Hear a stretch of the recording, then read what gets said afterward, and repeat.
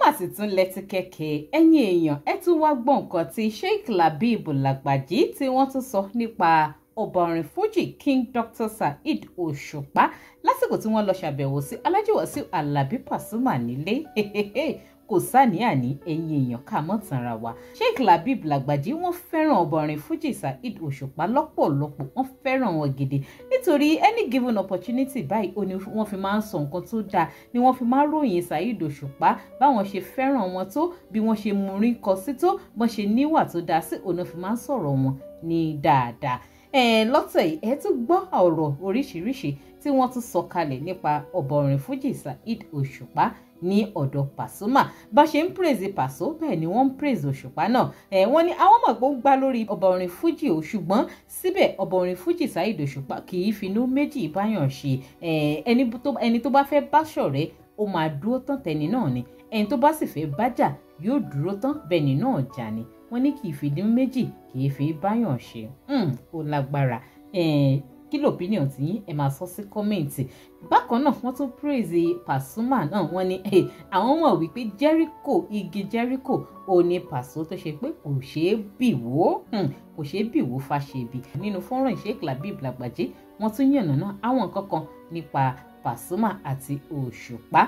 Mo wá kí yín káàbọ̀ sórí ìkànnì DigiNaija Television. Bẹ́yìn bá ṣe ń láǹfààní láti máa darapọ̀ mọ́ mi lórí ìkànnì, ẹ máa bá mi follow DigiNaija Online TV lórí Facebook, ẹ máa bá mi subscribe sí channel wa lórí YouTube, ẹ máa bá mi fún fọ́nrán yìí ní ìkàwọ́ ìyẹn thumbs up like, ẹ sì máa bá mi share, ẹ máa bá mi pín kó máa lọ káàkiri. Ó yẹ ẹjẹ́ àjèjọ wo fọ́nrán ìkẹyìn náà tún máa sọ opinion tí yín nípa gbogbo tí Sheikh Labeeb Lagbaji tí wọ́n tún sọ nínú ẹ̀ nípa Saheed Òṣùpá àti Paso. Ẹ máa bá mi jọ opinion tí yín sí kọ́mẹ̀ntì. fọ́nrán òun rí ẹjẹ́ àjèjọ wo.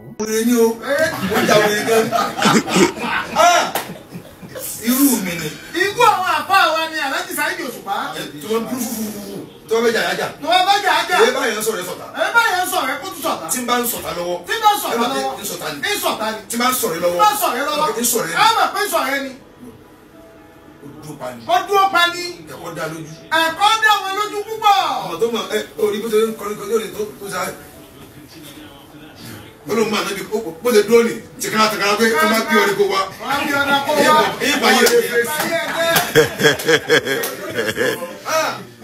Kò sọ gbọ́dọ̀. Bí ó ti kọ́ ẹ̀kọ́ yẹn kí ni ẹ̀ fúlù síbẹ̀. Kí ni ẹ̀ fúlù síbẹ̀ ni? Ìmọ̀gà tí mò ń kì, ìmọ̀gà tí mò ń yìn, tó ń ké mo fìdẹ̀, irú mo ṣe rí nìyẹn. Irú báwọn àbá wa ti rí nìyẹn. Ìyẹn bẹ̀rù. Àwọn àbẹ́ bẹ̀rù.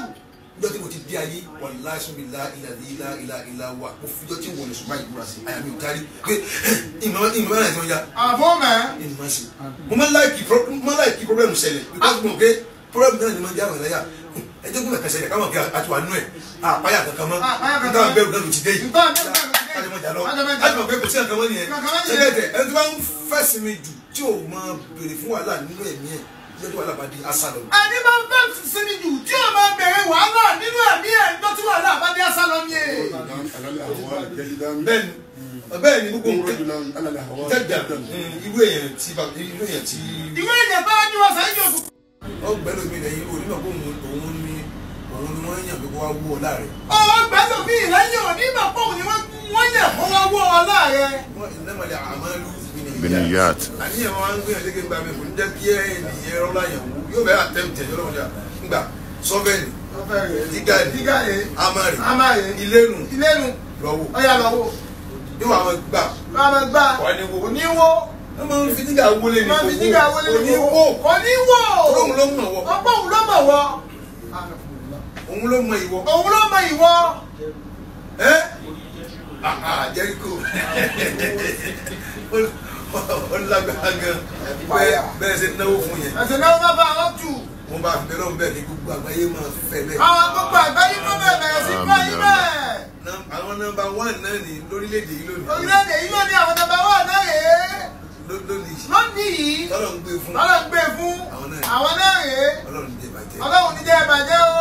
ẹ mọ̀ bí àṣàlà àtúbọ̀ oníṣẹ́ ńlá. Oníṣẹ́ ńlá. àṣàlà àtúbọ̀ oníṣẹ́ ńlá. Oníṣẹ́ ńlá. Ọlọ́run dákun mọ́mọ́ pàlàdé o. Àṣàlà àtúbọ̀ oníṣẹ́ ńlá. Àṣàlà àtúbọ̀ oníṣẹ́ ńlá. Àṣàlà àtúbọ̀ oníṣẹ́ ńlá. Ọlọ́run dákun mọ́mọ́ Àsálàtù fóníṣẹ́ ńlá. Àsálàtù fóníṣẹ́ ńlá. Àsálàtù fóníṣẹ́ ńlá. Àsálàtù fóníṣẹ́ ńlá. Àmín.